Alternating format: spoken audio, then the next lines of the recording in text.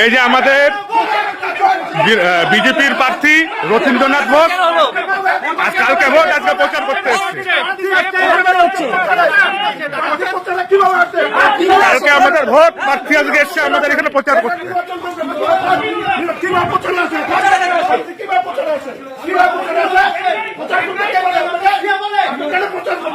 বিজেপির প্রার্থী কালকে ভোট আজকে এসছে প্রচার করতে। কোচবিহার 2 নম্বর ওয়ার্ডের প্রার্থী রথীন্দ্রনাথ ঘোষ শেষ আজকে ভোট প্রচার করতে।